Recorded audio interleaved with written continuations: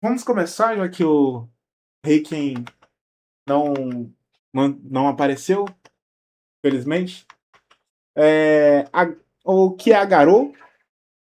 A Garou, basicamente, é uma revista do Japão, é uma revista alternativa em si, que foi fundada em 1964 pelo Katsushi Nagai.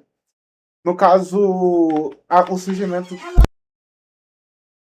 É, gancada ao O, vivo. Vou matar esse cara, mano. O cara não. foi Pô, morto. tem que colocar o cabresto na família, mano.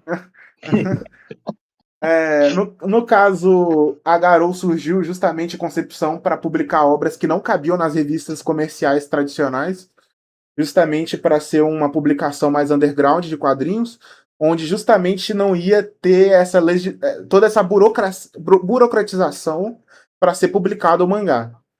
Então, no caso, é um grupo de pessoas, justamente selecionadas previamente pelo Katsushi Nagai, que pegaram para publicar na revista Garou. No caso, era postado mensalmente, as revistas, né? E dependendo das edições, eram bimestrais.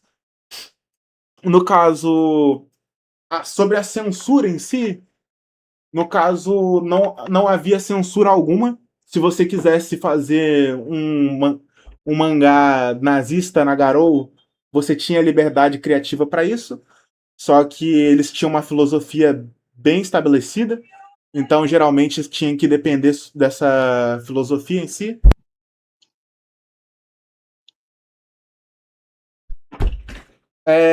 Também coloquei aqui no tópico o fato deles terem uma filosofia antimilitarista em si.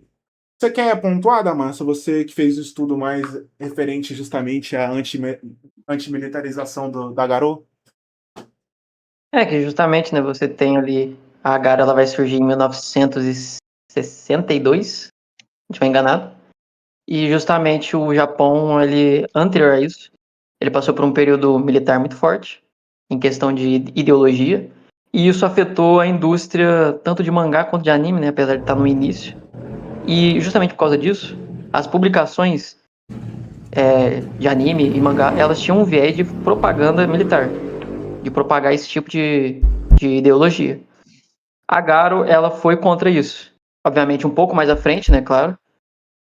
Porém, ela pregava esse tipo de coisa e não só isso, ela ficou muito famosa entre estudantes jovens, né, leitores do ensino médio, por justamente ter tanto esse viés, quanto também um viés um pouco socialista, tanto que um dos principais mangakas da revista é o Sanpei Shirato, e ele era desse cunho, né? Tanto que Kamui, ele tem um pouco dessa vertente. E ela justamente vai vir com esse movimento antimilitarista. Ela vai pregar o oposto disso. Só querendo também comentar que o próprio Katsushi Nagai, ele, no caso, era um esquerdista, ele tinha viés voltados para a esquerda, e as publicações do próprio tinham um viés muito, muito, muito esquerdista. Então você vai perceber um denominador comum que a maioria das publicações da Garo, se não todas, são de artistas teoricamente tendo algum viés, alguma narrativa ali mais puxado para a esquerda. Comunicando também sobre a Garo tem uma relação muito forte com o Gekiga, justamente por conta do que o movimento representa. Gekiga é basicamente como se fosse, explicando de uma maneira melhor, seria o seinen da época, seria um mangá voltado mais para o público mais adulto, que no caso os mangás naquela época eram voltados para o público infantil, público de jornal, que você tinha uma seção específica infantil para demonstrar quadrinhos, e você tinha um movimento que ganhou muita força com Tezuka, que é o Gekiga, o Gekiga foi inclusive um termo tangido pelo Yoshiro Tatsumi em 1957, para demonstrar que esse estilo mais maduro, cinematográfico, que destoa dessa questão mais infantilizado, humorística, que tinha na época. No caso, Gekigas, você tem uma influência enorme justamente na indústria, porque não só grandes nomes da literatura são são Gekigas, como Lobo Solitário, ou até mesmo algumas influências, como Akira, por exemplo, e até a demografia seinen pega muito do Gekiga. Você tem uma função social e um legado enorme por trás desses mangás. Tanto que o próprio Tezuka, que é um autor muito prestigiado, também cunhou alguns Gekigás. No caso, o Gekiga é um formato idealizado pela Garo na maioria das histórias, justamente por conta dessa questão de ser mais críticas, você tem uma questão mais autoral, você tem justamente essa questão da comercialidade infantil, essa liberdade artística que teoricamente permite que seja enclausurado mais coisas mais coisas desse nicho. E a filosofia da Garo bate exatamente com Gekiga. Então você vai ter essa junção em específico muito forte mesmo. É, no caso, tem alguém aqui que quer fazer alguma pontuação a mais? Algo do tipo? Essa na hora de você citar os autores, né? Um dos. Você citou o Tatsumi, que é de fato extremamente importante. Só que se você for pegar também o outro, que é o outro cabeça, né? Se você pegar os três mais famosos, são o Sanpei Shirato, né? O Tatsumi e acho que é o que hoje em dia acho que é o mais famoso, é o Yoshiharu Tsuge, né? Que é o que fez Neji Shiki, O Homem Sem Talento, entre outras obras. E vale salientar também que a Garo, ela era uma revista de ontológica, né? Ou seja, você vai ter os mangás ali que a maioria deles vão ser várias histórias compiladas em um único mangá, né? O próprio Neji Shiki mesmo, do Yoshiharu Tsugi, são várias histórias dele próprio compiladas em um único volume. Enfim, né? Toda a lista dele, a maioria é isso, do Yoshiharu Tsugi.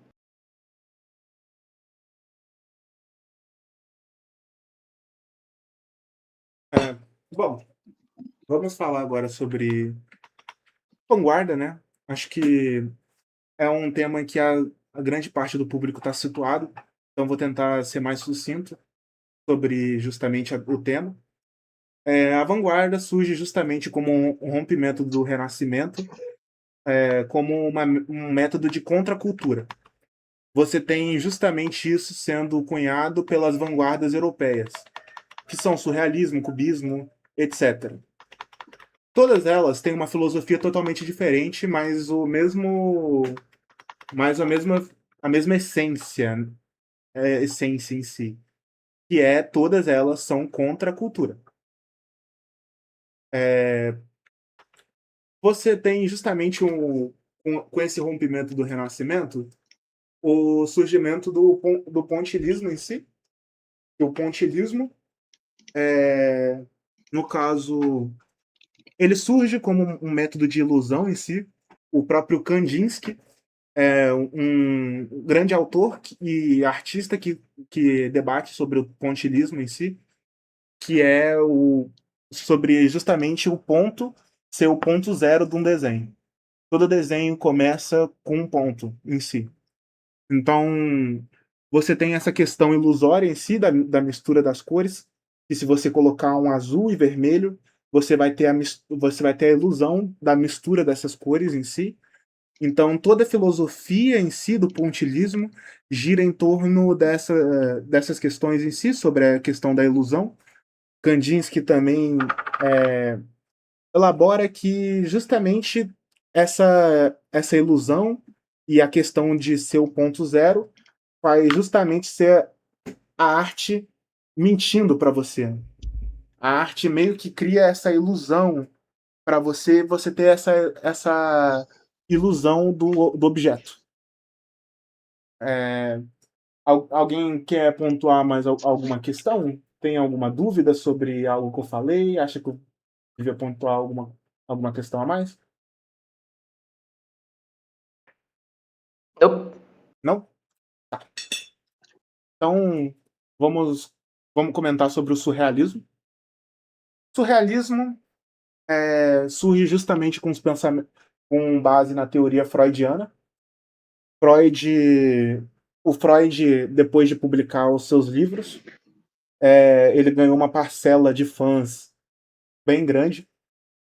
E com isso você tem a teoria, com a teoria freudiana espalhando, você tinha grandes artistas que eram fãs ferrenhos do Freud, que pegavam suas teorias e destrinchavam com orgulho em si. Essas pessoas em si cunharam o surrealismo, que eu vou estar dando uma lida no Manifesto Surrealista, que ele por si, um resumo que eu fiz, né, do Manifesto Surrealista, que ele por si só já demonstra exatamente em clausura todas essas questões, né? Em 1924, André Breton publica o Manifesto Surrealista, definindo o surrealismo como automatismo psíquico puro, isso é, expressão direta do fundamento real do pensamento, sem controle da razão, da moral ou preocupações estéticas. O movimento propõe libertar a mente das imposições do racionalismo e das convenções sociais, defendendo que o inconsciente, influenciado pelas descobertas de Freud, revela a dimensão mais profunda da realidade. O texto valoriza o sonho como espaço legítimo da verdade, propondo uma fusão entre o sonho e a vigília, para alcançar uma super-realidade, surrealité. Breton critica a atitude realista e a lógica tradicional vista como limitadoras da imaginação e do desejo humano. Como prática central, apresenta a escrita automática, que consiste em escrever sem planejamento ou censura, permitindo que o pensamento flua livremente. No caso, o surrealismo, como eu deixei a entender justamente no resumo que eu fiz do Manifesto Surrealista do André Breton, justamente surge com esse pensamento que a da fusão do sonho e da realidade para criar uma super-realidade. Pois o Renascimento buscava trazer a realidade em sua mais pura forma. E através dessa realidade ter essa noção de virtude intrínseca em sua obra. Tanto que o Renascimento surge justamente por artistas que faziam obras para nobres, e nessas obras de nobres em si, você tinha essa questão da virtude, representações da Maria, da Vênus, figuras teoricamente divinas e que têm profundo virtude em torno delas. Creio. Perceba também que esse ímpeto de que a próprio surrealismo tem, rompe diretamente com o Renascimento, e das vanguardas é uma das que surgiu mais tardiamente. O próprio manifesto que eu acabei de resumir é de 1924. É um período pré-guerra, perto na verdade, próximo da guerra, né? Me desculpa, eu não recordo a data corretamente. Então, você tem justamente um pensa, o, esse pensa, o pensamento do ser num período meio conturbado em si, Então você vai ter grandes artes surreais que representam uma dimensão simbólica muito esquisita. O próprio Salvador Dalí tinha técnicas para você não pensar na sua arte, tanto que você, tanto que ele fez grandes artes com envolvendo a própria libido dele, a Marta, que era sua esposa, que ele tinha um fascínio enorme. É, creio que é isso que eu tenho para comentar previamente, caso você não conheça o surrealismo de uma forma plena, né? Então vamos falar sobre como o surrealismo se manifesta na obra. Sim? Você quer comentar essa parte primeiro, Damas? Cara, toda essa, toda essa ideia, né, de você quebrar o pensamento, você expressar-se de forma pura, né, entre aspas, você vai ter justamente essa inversão de valores, né, absurda do próprio Renascimento. E o Palepoli, ele, fora o Renascimento, né, o Renascimento, também o Renascimento, perdão, mas fora acredito que o surrealismo seja a vertente mais observável de como ele brinca com toda a estrutura do mangá, né. Você vai ter, por exemplo, como ele vai construir o todo toda a forma, toda a quadrinização dele, né, num formato Yonkoma. Em cima disso, que já é, tipo assim, Yonkoma, ele por si só era um estilo de história bem simples, né? Onde a arte, o visual, ele não era tão importante assim, o importante era mais o enredo. E você, além dele brincar bastante com a arte, né? O visual em si, ele já trazendo essa inversão que era costumamente vista no Yonkoma, ele também vai justamente trazer histórias ali curtas e que elas trazem algum impacto de forma subversiva muito forte, utilizando algumas ideias do surrealismo e de alguns outros movimentos que a gente vai comentar posteriormente, perdão. E como por exemplo, ele vai utilizar a arte renascentista como um palco para dançar em cima dela praticamente. Ele vai pegar todos esses valores, por exemplo, cunhados pelo Renascimento, como por exemplo algumas pinturas eu esqueci o nome agora, perdão, é aquela das estátuas dele. Você lembra o nome? Ajuda aí, eu esqueci o nome da pintura. Das estátuas. Tá falando Eu esqueci o nome da pintura. do Michelangelo? Ele pega. Não, perdão, eu não vou lembrar, cara. Eu esqueci o nome da pintura, eu tava com ela na cabeça, eu esqueci. Mas Ah, enfim, ele vai pegar todos os valores, a virtude, a beleza, né? Toda a suposta pureza que o ser humano tem que alcançar, ele vai quebrar tudo isso e ele vai trazer essa ideia do abstrato, né? Do raciocínio, ou melhor, a ausência de raciocínio, né? Ele vai dançar em cima disso. E de forma bem agressiva, né? Durante todo o mangá. Todas as mini narrativas que ele constrói ali são fragmentadas. Vai basear-se nisso como um todo, assim. A obra vai literalmente se preocupar em machucar, vamos dizer assim, valores do Renascimento, a obra, o próprio Renascimento, né? Que é o que a gente falou, visualmente acho que é o mais expressivo e como um todo, como o Defi provavelmente vai comentar depois, ele vai utilizar também de uma vertente dadaísta justamente para usar essa agressividade e quebrar tudo isso, né? E trazer toda essa pureza, essa suposta nova pureza que o surrealismo tenta alcançar, né? uhum. É interessante que você falou sobre o dadaísmo em si. Eu vou comentar. Eu não fiz um tópico específico para isso, mas o Dada, ele tem um ímpeto agressivo num nível absurdo. Você tem o dadaísmo justamente como uma vertente que pega essa agressividade e justamente expõe uma arte muito famosa, é a Mona Lisa pintada com bigode. Você tem também grandes artes que são justamente para caçoar, justamente do que representa a própria arte em si. E o próprio Pinico, né? Que todo mundo conhece, a banana, a fita com a banana, são obras que eventualmente entram em debate público com grande frequência, né? o Eroguro tinha algo a ver com a Garo ou não? Então, no caso, o Eroguro em si não. Você tem autores que têm certa influência na Garo em si, como o que fez o Paranoia Star. Ele tem certa influência ali, você tem certas pessoas ali que estão ligadas com o Eroguro, mas não tem muitas publicações envolvendo o Eroguro com a Garo, não. É, no caso, continuando, né?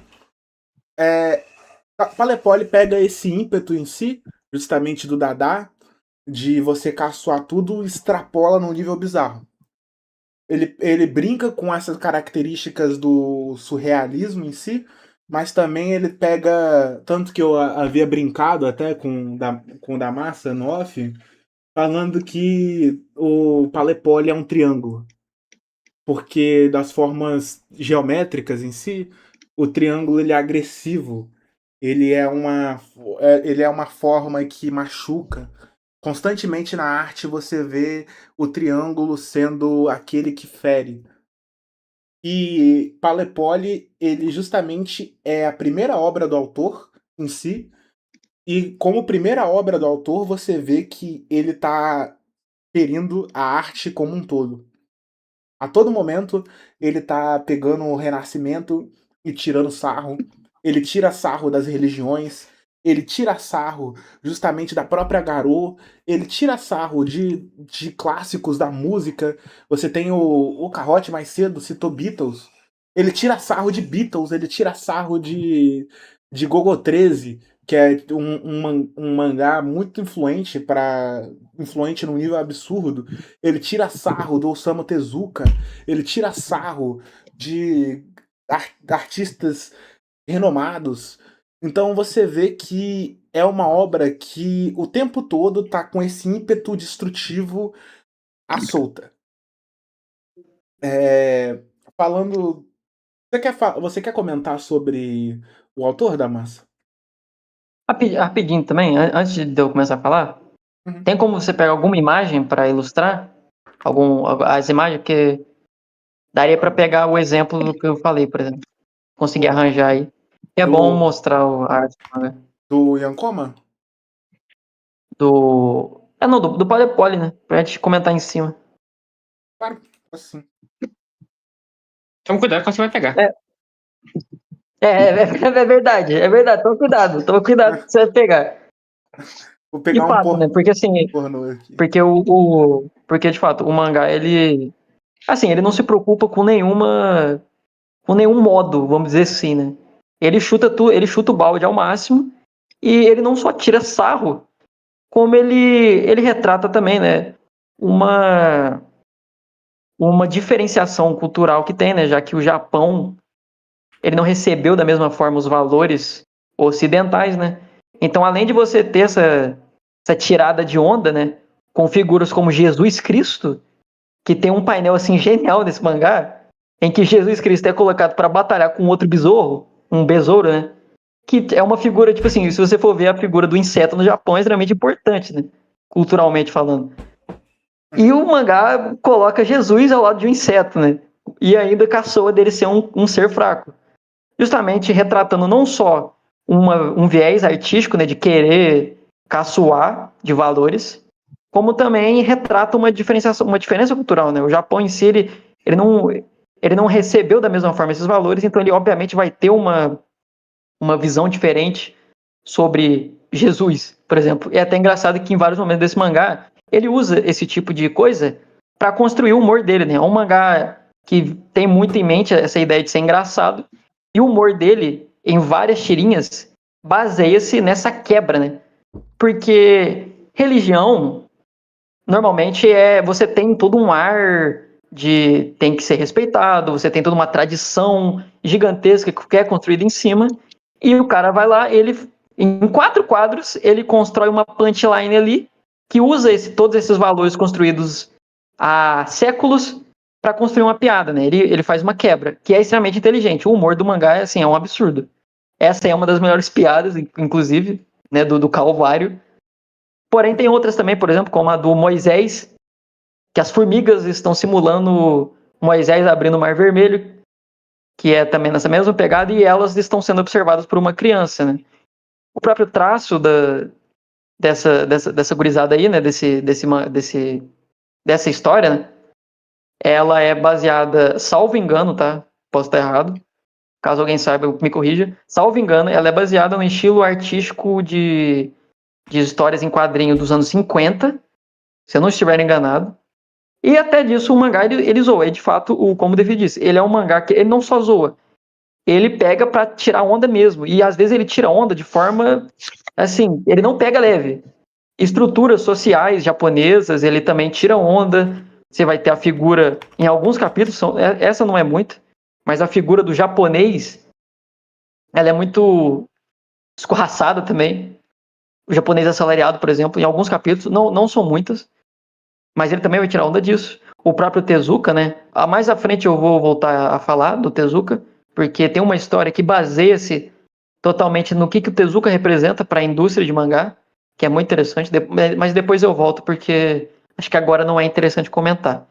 Só que, de fato, o mangá é isso, ele não está preocupado com nenhum valor, assim, imposto, né? Tanto que, como o Defi disse, né, para mim falar sobre o autor, ele justamente procurou a revista Garo, porque, como Pole Pole era o seu primeiro mangá, ele não se via capaz de publicar um mangá seguindo alguma tradição, não só industrial, né, mas algum eixo artístico que já era bem propagado, né? Ele não se via capaz de se encaixar nesse tipo de coisa. Então, o Palepoli, ele usou isso não só como a experimentabilidade, né, para ver como que ele ia começar esse projeto, como também ele usa o formato Yonkoma, né, que é esse formato de 4 quadros, para justamente aprender sobre mangá, né? Porque ele não sabia, ele não se sentia capaz de construir toda uma estrutura de mangá tradicional, então ele aproveitou o Yonkoma para extrapolar, né? Ele aproveitou o Yonkoma para aprender, né? Ele não queria ir direto para a estrutura convencional. E ele utiliza muito bem, né? Existem várias histórias, inclusive, que brincam muito com o próprio quadro, né? Em que a história está se passando. Alguns em que o quadrado não é respeitado e ele vai usar isso para construir a historinha, né? E a piada. Várias piadas também quebram a quarta parede. Então, assim, em questão de experimentabilidade visual, em como ele usou também o mangá como portfólio artístico, né, para basicamente mostrar os seus conhecimentos, tanto de arte, história da arte, como de como ele consegue articular um desenho, o mangá ele é impecável nesse ponto. É muito bem feito mesmo. Como o Defi está usando aí para mostrar de exemplos, né, as histórias. E ele consegue também articular muito bem vários estilos artísticos. Ele desenha em vários estilos, né? Como já dito, ele desenha em um estilo renascentista, para justamente dar a cara dele. Desenha em formato pontilismo, utiliza o estilo pontilismo. Ele utiliza também, ele constrói paisagens com figuras abstratas, né? Para construir alguma imagem ali. Então, assim, nesse aspecto, o mangá é magnífico. Perceba também que há um quê de metanarrativa em si, justamente nessa construção. É uma alegorização justamente de um formato de comédia, e ele está fazendo uma comédia por cima justamente da representação do que é a arte em si. Coisa que a vanguarda, muito do que ela representa em si, é justamente a resposta do que é arte. Dadaísmo surge justamente com esse propósito. O Pinico é uma demonstração do que o que é arte de verdade, né? E você tem justamente o mangá trazendo essa metanarrativa em si, não só nos seus quadros em si, de como ele faz essa brincadeira em si, mas essa brincadeira, no fim, dá uma resposta do que é arte de fato. É um quadrinho que o tempo todo ele é uma demonstração de portfólio, é um portfólio do caralho, mas além de ser uma demonstração de portfólio, você tem esse debate muito intrínseco à obra sobre justamente o do que é arte de fato. Você tem justamente o mangá o tempo todo mudando mudando tem alguns cortes em si que o próprio autor ele meio que quebra essa quadrinização E ele faz de um outro estilo sem ser Yankoma. Você tem como essa demonstração aqui, que se eu não me engano é uma arte do Michelangelo, que justamente você tem certos aspectos renascentistas sendo trabalhado justamente na arte do autor. Você tem justamente várias quebras no estilo, justamente não só para demonstrar que ele é um autor plural no que se diz de arte em si, mas também para demonstrar que para fomentar esse debate. É, no caso, acho que seria isso que eu tenho para comentar sobre justamente a quadrinização, metanarrativa. Muito obrigado, Damassa, também por falar sobre o autor. E, agora vamos falar justamente. Você disse que ia falar sobre a crítica do Tezuka. Tu disse que ia se segurar para falar, mas você pode falar agora. A gente já tinha deixado para falar nesse momento. Não, o Tezuka, em alguns capítulos, ele é a imagem do Tezuka, né? Ela tem uma presença, só que ela nunca é tão desenvolvida. Tirando uma história, né? Porque tem uma história em Palepode que ela é sobre um mangaka, o próprio, né? O próprio autor de Palepode, que é ele fazendo uma metanarrativa ali, justamente desenhando um painel, né? Uma história que é ele desenhando o Palepoli. E aí justamente você vai ter um outro personagem nessas histórias aí, que é o demônio que rejeita, né? Que é esse aí que até ele brinca com desce para baixo aí, essa arte egípcia.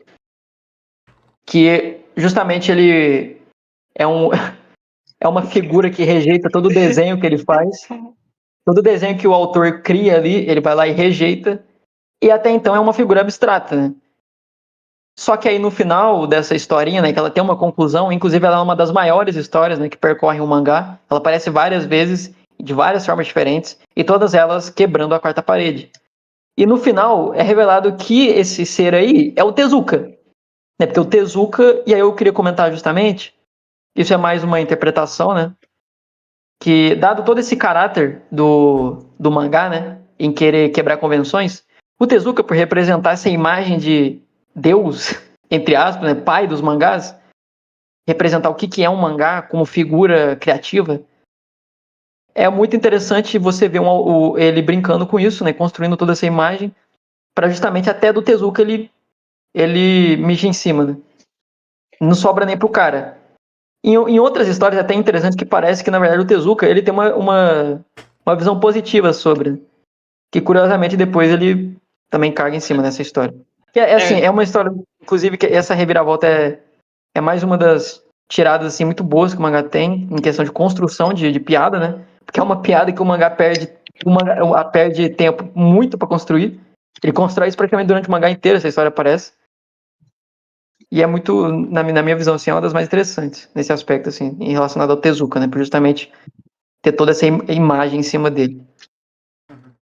Você tem também a questão que o Tezuka ele começou a fazer o Gekiga também. Eu não me recordo o primeiro Gekiga do Tezuka em si, mas a partir do momento que o Tezuka fez o Gekiga, virou mainstream.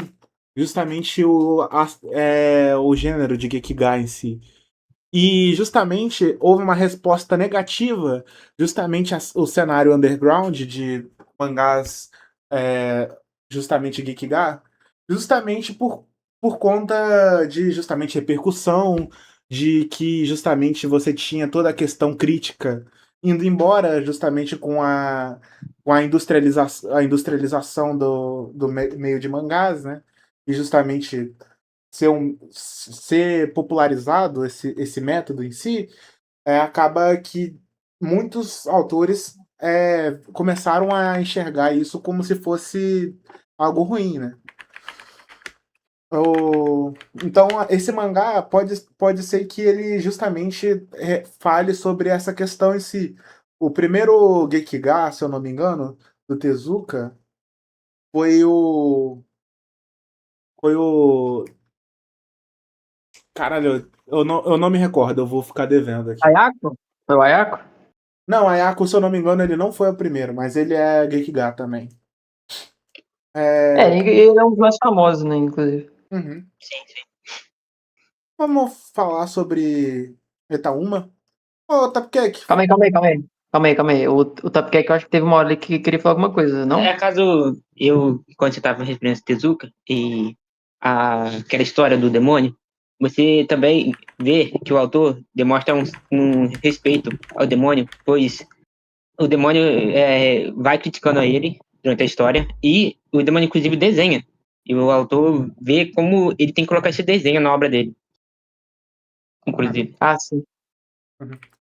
É o caráter duplo, né? Que o Tezuka Aham. assume. Ao mesmo tempo que ele inspira, ele também é uma figura que supostamente limita, né? Caso você, como mangaka, tendo uma grande influência como Tezuka, você, de certa forma, fica limitado e intimidado com o que você vai fazer.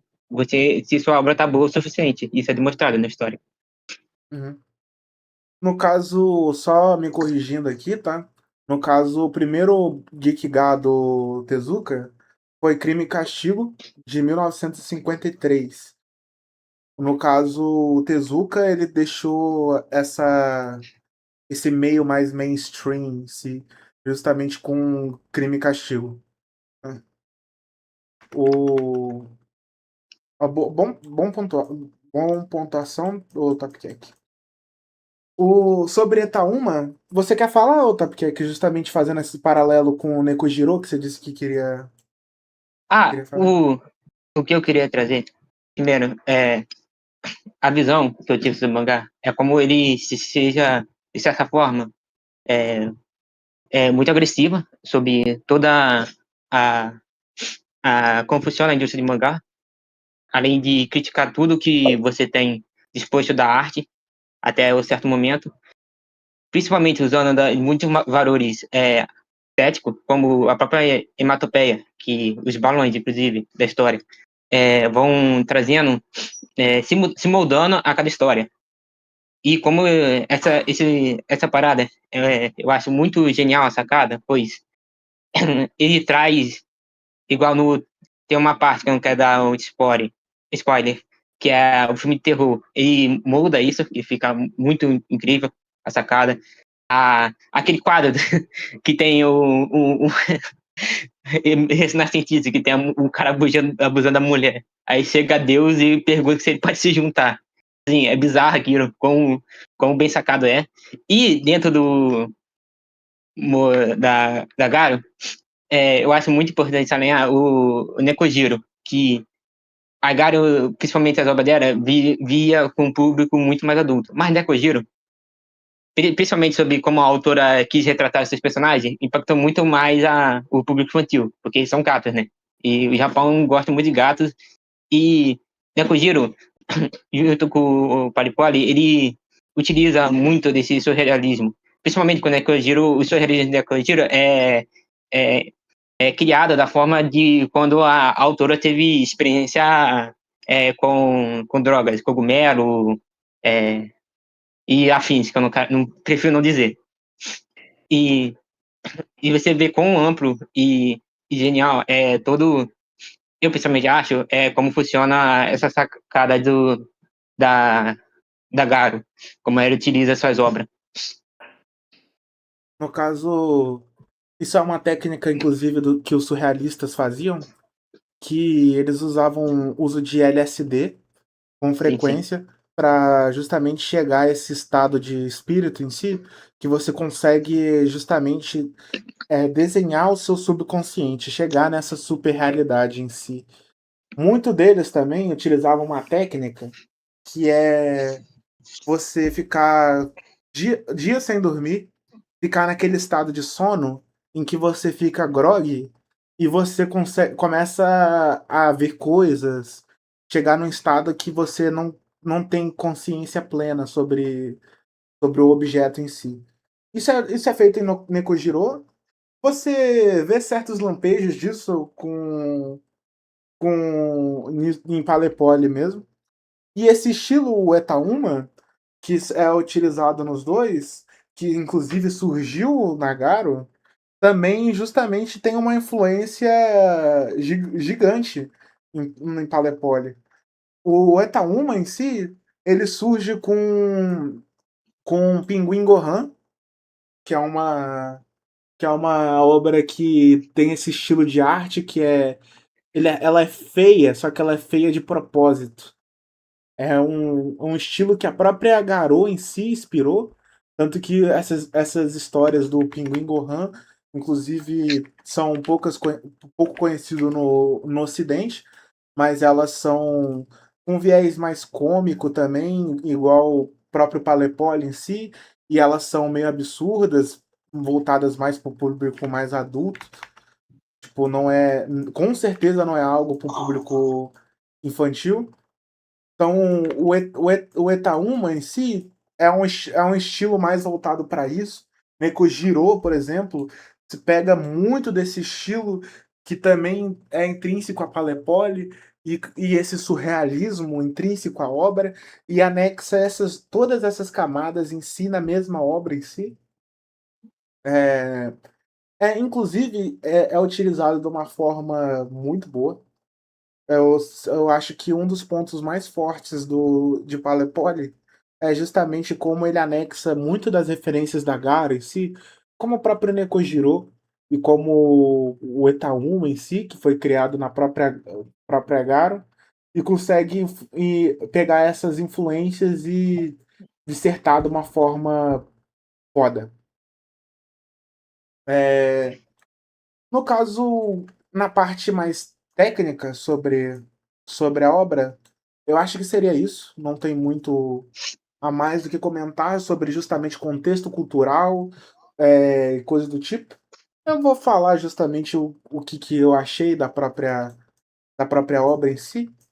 No caso, creio que justamente por eu sou do campo das artes, né? Eu faço artes visuais. Então, justamente eu observar um mangá que ele fica brincando o tempo todo sobre esses temas, temática de vanguarda e coisas do tipo, eu acho que é um exercício cultural muito bom mesmo. É uma das obras que, sendo sincero, eu não só recomendaria para quem está querendo estudar arte mais a fundo, mas mesmo eu não sendo o cara que falaria que isso aqui é a obra-prima de todos os tempos, que mudou minha vida, sei lá o quê, obviamente essa obra não é isso, e ela nem se preocupa em ser isso, justamente ela está focada muito mais nesses eixos culturais, demonstrar esse senso estético e justamente fomentar esse debate, né? Ser uma obra provocativa, ele quer muito provocar os outros, né?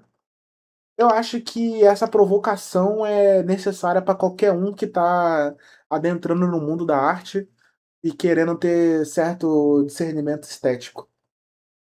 Eu acho que é uma obra, sendo sincero, muito boa mesmo.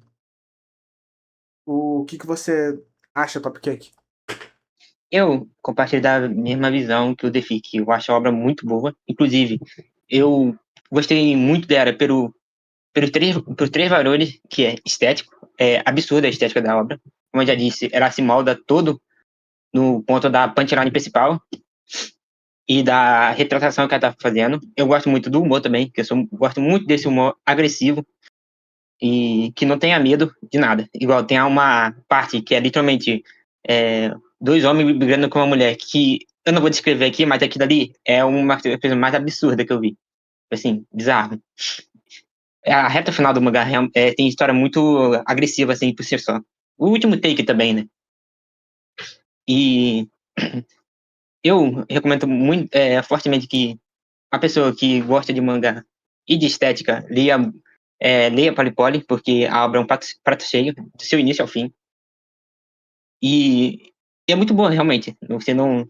Você pode achar uma história mais fraca que a outra, mas, tipo assim, no geral, era muito boa. E recomendo a todos a leitura. Inclusive tem em português, como demonstrado aí. Você, Damasio, o que tu acha da história? Cara, a um nível técnico, né? Acho que o mangá é excepcional. Ele, inclusive, é de fato muito bom pra você. Se você gosta de arte, de história da arte. e você quer ver um mangá que consegue gesticular vários estilos diferentes, brincar com a estrutura de mangá, e não só isso, né, mas fomentar discussões intelectuais válidas, de fato um mangá assim absurdo. Para um exercício intelectual, eu acho que o mangá de fato é um prato cheio mesmo. O que você tira dele, né, de reflexão intelectual e tanto de arte, tanto de socialmente falando, é, é algo a ser louvado mesmo. É um exemplo, assim. Agora, em questão de experiência estética, eu não achei tão legal assim. Eu confesso que eu acho o mangá extremamente engraçado, porque o humor dele é muito bem feito, assim, é muito bem feito mesmo, as punchlines, né? Ele constrói muito bem em 3 quadros para no quarto trazer uma quebra ali, ou às vezes ele faz isso no terceiro. Então, de fato, o mangá em si, ele é extremamente engraçado, e como exercício intelectual eu acho ele muito válido. Agora, como experiência estética, eu não compartilho tanto do pensamento que o Defi tem. Eu entendo ele, claro, porém mais como só não só, né, porque já é algo assim muito bom para se ter. Mas eu considero mais ele como um exercício intelectual mesmo, assim. Enquanto experiência estética, eu não vou tanto com o que a obra prega, em questão de como ele pega ali, né, os valores, e de como ele constrói as historinhas, apesar de achar engraçado, não é algo que me cativa tanto, apesar de eu ainda valorizar o que ele tenta fazer. E sobre a história, né, que o Topcake comentou, que é a última, é diferente das outras, né? Ela é uma história maior. Ela, ela é bem mais compridinha, inclusive ela é diferente das outras que são em um formato 4 quadros, né? Ela tem vários quadros por página para contar a história, e eu acho que essa história, inclusive, é uma história muito inteligente, que na minha opinião ela retrata muito bem o caráter da arte que o mangá está querendo retratar, que ao você ter dois, tem 2 homens, né, e uma moça, e ambos eles estão discutindo para ver quem que vai ter um relacionamento com a moça. E eu não vou descrever porque de fato assim, é meio desagradável, é uma experiência que você tem que ter. Só que além da construção, né, ser mais longa, que eu gosto mais enquanto experiência, eu acho que também é uma metáfora muito inteligente de como um mangá ele pega a arte para de fato pisar nela, que é a arte, no caso, sendo representada pela figura da mulher, né? Enquanto os outros dois, eles meio que, tipo assim, não objetificam, porém eles de fato, assim, eles só destroem ela. E aí no fundo, e aí no final, né, quem sai bem, digamos assim, são os dois, né, que estão explorando esse campo. Eu acho que é muito inteligente, porque o mangá, de fato, ele já é agressivo em tudo que ele toca, e como ele permeia muito o campo da arte, eu acho que como última história, última entre aspas, né, porque tem algumas ali sequências ali, mini historinhas que de fato são o final, só que eu acho que essa é muito inteligente por trazer justamente essa metáfora. Eu gostei bastante dessa história, inclusive é a minha favorita. Ela não sei se dá pra considerar ela engraçada. Eu diria que ela é absurda, como todas as outras. Mas, tipo assim, em questão de comédia, se você quer uma comédia, uma comédia intelectual, cara, vai tudo.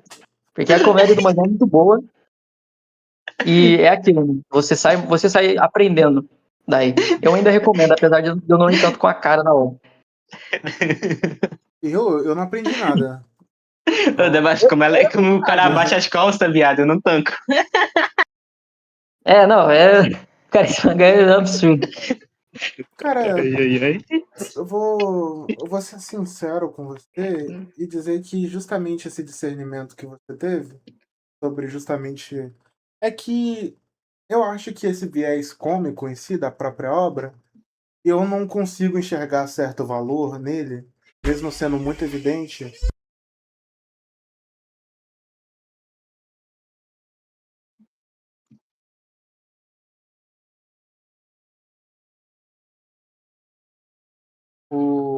Foi mal, havia sido gankado aqui.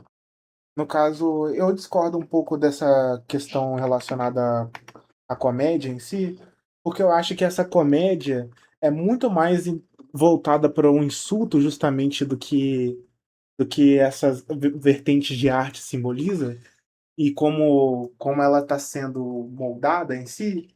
do que justamente para ser comédia per si. Compreendo que tem um valor justamente para certo público, porque justamente ele consegue fomentar essa punchline de forma muito boa mesmo. Só que você justamente fazer uma comédia em cima de uma figura divina, por exemplo, fazer uma comédia em cima dos Beatles, no caso, é heresia. O ponto principal, justamente, dessa comédia, eu vejo muito mais como uma fonte de caralho. Olha, que merda esse autor tá fazendo, cara. Tipo, para justamente ser esse insulto à arte. Você tem. Tanto que o próprio Dada faz isso, né? O Dada ele pega artes que já existem em si e rabisca por cima, faz piadinha sobre. Tanto que tem pessoas no dadaísmo que fazem autorretrato falando: nossa, olha como eu sou um cafajeste, como eu sou um cara retardado, como eu sou um cara. Eu acho que essa questão da comédia em si tá muito puxando para esse aspecto do dadaísmo em si, que enriquece essa visão estética. Mas assim, eu não julgo justamente esse tipo de pensamento, não. Inclusive, eles vai para é uma outra forma de você, é uma outra ótica de você observar a, a obra, que teoricamente tu vai ter uma experiência que enriquece para o outro lado. Eu só acho que, tipo, isso é uma das camadas da obra em si que tornam a crítica dela um tanto quanto eficiente. Cara, mas eu não. Cara, eu não acho que. Eu acho até que, tipo assim, como comédia, como você falou, como insulto, eu acho que é um insulto que, por ser absurdo, eu acho que ele acaba ficando engraçado, cara. Tipo assim, eu entendo você enxergar a obra mais como uma vertente mais intelectual. Só que eu também acho que, tipo, ela permeia tão bem, assim, por isso. Eu acho que ela acaba pisando, sim, no humor, só que de forma elevada, né? Vamos dizer assim. Como você disse, né? Porque, assim, não tem coisa mais absurda que é o cara pegar uma referência que ele faz a uma obra surrealista, não, renascentista, que é a que citou, né? E Jesus Cristo pedir se pode participar de um estupro, né? Tipo assim, Cara, é uma gag que ele consegue unir as coisas. Eu acho que, de fato, eu, eu só não tenho a experiência estética que você tem, tá ligado? Mas eu acho que esse campo que você citou, dele ter sim comédia, porém ele morar mais no campo da discussão intelectual e do que ele, e de forma dadaísta, eu também concordo. Eu só não. Só a parte. Questão de experiência que eu não me atrai tanto. Calma lá, Damas. Estudo. cara, calma. Cara, é verdade, né? Não, não, é verdade, né? Tem que, tem que falar, vai censurar, né? Estudo. O Cara, estudo é a palavra Viriato. Não, ideal. calma aí, mano. Calma aí, mano. Viriato ali.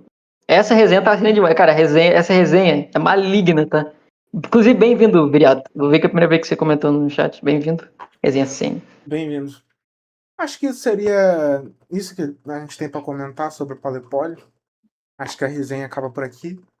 Gerou alguns frutos. Foi algo interessante em si. Não acabou a live, no caso, né? A gente só acabou de comentar sobre o Palepole. Lembrando que isso aqui é uma conversa que a gente teve pós justamente conversar que a gente iria comentar isso em live em si.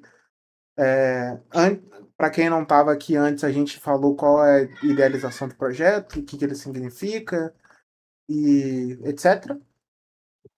E agora a gente comentou sobre o Palepole e agora foda-se. Não tem muito. Cara, só antes de terminar, né, a parte do Polypoly, uma coisa que eu gostaria de reiterar, né, é que caso alguma informação não tenha sido passada de forma errônea, sintam-se à vontade para comentar, já que o intuito é justamente melhorar como a gente passa a informação, como a gente transmite e trazer um espaço de interação legal, né, para todo mundo. Então, caso você saiba que alguma informação tenha sido passada de forma errada, Sinto-se à vontade para corrigi-la.